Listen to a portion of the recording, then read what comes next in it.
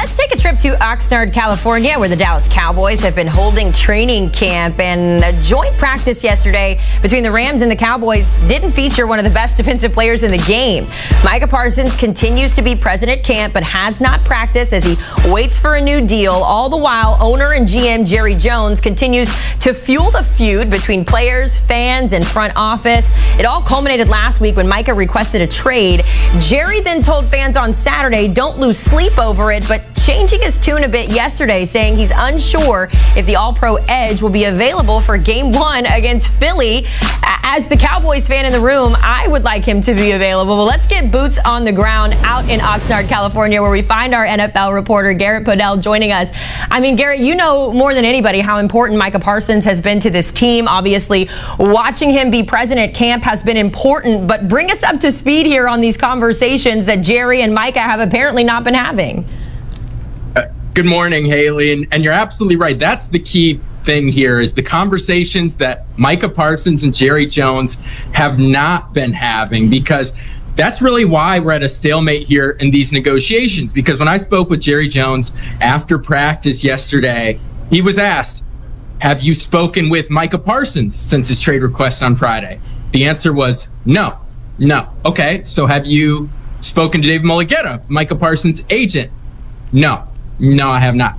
Okay, so how is this going to get done? The big sticking point, even though Jerry Jones told me there aren't any sticking points, is they're meeting back in March. And that's when Micah Parsons went to Jerry Jones for what he thought was a talk about leadership. But really, Jerry started throwing contract terms out at Micah Parsons, and Micah, gave him a few responses, but Parsons assumed that was an informal chat. Jerry viewed that as formal because, as he told me yesterday, that's how I bought the Dallas Cowboys. He said back in 1989, the deal was done with a handshake and eye contact. Well, in 2025 and player negotiations, you need it on paper. You need the agent involved to look it over. At least that's Parsons' stance. And that's why we're at the stalemate here, is because Jerry thought, okay, this is a done deal. We spoke some terms together verbally, but Parsons wants it done in writing.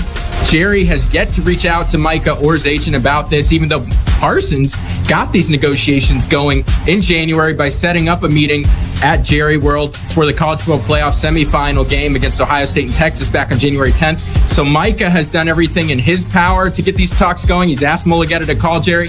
Jerry's got to reach out and pick up the phone. And if he doesn't, we're going to stay exactly where we are here in a stalemate. It is so Jerry Jones of him to say, back in my day when I did this deal, it was just for a handshake. And yet here we are, and it is 2025. And to your point, Garrett, it does not work that way. You need to put pen to paper.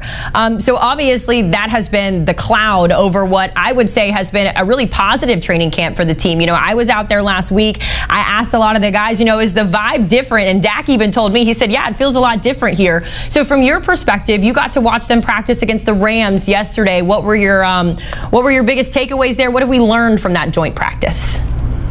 I think there was definitely both some positive and negative to take away from the practice. We're going to start with the glass half full positive. Dak Prescott looks great. That hamstring looks fully healed. He's able to move around to the right and the left. And his connection with CeeDee Lamb, obviously, and new Cowboy George Pickens, that's humming. I mean, whenever Lamb kind of went over the middle on some over routes, that was money. And with Pickens, you can really see the trust developing in the red zone. They had a low red zone drill against the Rams defense yesterday, and Dak threw up some fades to both the back left corner and back right corner. Pickens came down with both contested catches. Now, both of them were called back for an illegal shift penalty, offensive pass interference penalty, and those are things Brian Schottenheimer told me they're going to watch the film back on and correct. But it's very clear that the connection with Lamb and Pickens can really drive this offense. I will say, though, on the negative side, we talked about Micah Parsons and his value, right? When he's been on the field for Dallas since 2021 when he entered the league, the Cowboys have the highest or best defensive expected points added per play in the NFL. When he's not on the field, they are dead last. And yesterday on the defensive side of the ball, it was very clear Parsons was gone because Jimmy Garoppolo was in there instead of an injured Matthew Stafford, who has a back issue, but it looked like Stafford was out there. Devonta Adams, Puka Nacua, newly re-signed running back Kyron Williams. They all got a lot of what they wanted yesterday against Dallas's defense.